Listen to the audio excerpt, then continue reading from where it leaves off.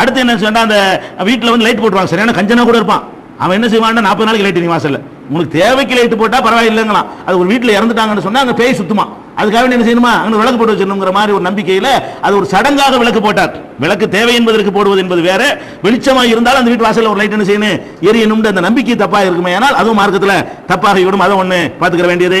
அது மாதிரி இறந்துட்டாருன்னு வைங்களேன், இறந்தவரை வந்து மாதவிடாய் ஏற்பட்டவங்க பார்த்துடக்கூடாது, பிரசவ தீட்டு உள்ளவங்க பார்த்துடக்கூடாது, குளிப்பு கடமையானால் போய் பார்த்துடக்கூடாது. ஏன் இது பார்த்தா உங்களுக்கு என்ன, இது தடுக்க நீங்க யாருங்கிறேன். குளிப்பு கடமையாக இருந்தா ஜனாசா தொழுகையா, குளிப்பு கடமையாக இருந்தா தொழுக கூடாது மார்க்கத்தில் இருக்கிறது. ரசூல் ஸல்லல்லாஹு அலைஹி வஸல்லம் என்ன பண்றாங்க, அந்த ஜனாசா வாங்கி வைக்கிறதுக்கு மட்டும்தான் அதை கேட்கறாங்க. வாங்கி வைக்கிறதுக்கு மட்டும் தான் ராத்திரி குடும்ப வாழ்க்கையில் யாரும் ஈடுபட்டு அவங்க கூட குளிச்சுட்டு தான் வந்திருப்பாங்க. குளிச்சுட்டு வந்து கூட ரசூல் ஸல்லல்லாஹு அலைஹி வஸல்லம் கேட்கறாங்க. அவ்வளவுதான் நம்ம இந்த மாதிரி விஷயங்கள் பார்க்கிறோமே தவிர, மற்றபடி ரசூல் ஸல்லல்லாஹு அலைஹி வஸல்லம் எல்லா காலத்திலையும் மாதவிடாய்ங்கிறது எல்லா காலத்திலையும் உள்ளது தானே. உடனே இறந்தவன மாதவிடாய்க்காரங்க இருக்கக்கூடாதுன்னு சொன்னா என்ன பண்ணிருப்பாங்க, உடனே வீட்டில் உள்ள மாதவிடாய் எல்லாம் வெளியேற்றுங்கன்னு சொல்லியிருப்பாங்கல்ல.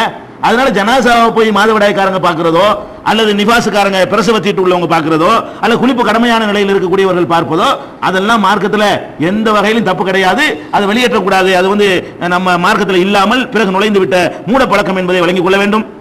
அடுத்து என்னன்னு கேட்டா, போகும்பொழுது பன்னீர் அத்தரை இந்த பூ அள்ளி போறாங்க, சுப்ஹானல்லாஹ், காசு வரையும். ஜனாசாவை வந்து ஒரு பெட்டி இருக்குது, பர்மனண்டா பள்ளியாசல் வச்சுக்கிறாங்க. ஏதோ ஒரு துணியை போட்டு தூக்கிட்டு போனா செலவு வேஸ்ட் கிடையாது. அந்த துணி மறுபடியும் யூஸ் பண்ணிக்கலாம், அதை ஏச்சும் மன்னிச்சு விட்டுறலாம். ஒரு பச்சை துணியோ கருப்பு துணியோ போட்டு கொண்டு போறாங்க. அதுக்கு பூ அலங்காரம், அதுக்கு போடுவான் பூ கிட்டத்தட்ட 3000-4000 ரூபாய் இருக்கும். அதுக்கு 7 ஜனாசா அடக்கலாம். கஃபனுக்கு எவ்வளவு மக்கள் கஷ்டப்பட்டு இருக்காங்க. இந்த பொருளை ஏன் விரைய பண்றீங்க? இந்த பூவை அது ஜனாசாவுல கொண்டு ரோட்ல கொண்டு ஓடும்போது ஏதாவது வாசம் வரப்போகுதா? ஒரு வாசம் வர போறது இல்ல. வீட்டுக்குள்ள அடைஞ்சி இருக்கும் போது தான் வாசத்துக்கு சென்ட்டுலாம் தெரிக்கணுங்க. ஜனாசா தூக்கிட்டு வேகமா ஓடிட்டு இருக்கும்போது ரோட்ல என்ன உனக்கு வாசம் வரப்போகுது, அதுல நாத்தம் வரப்போகுது.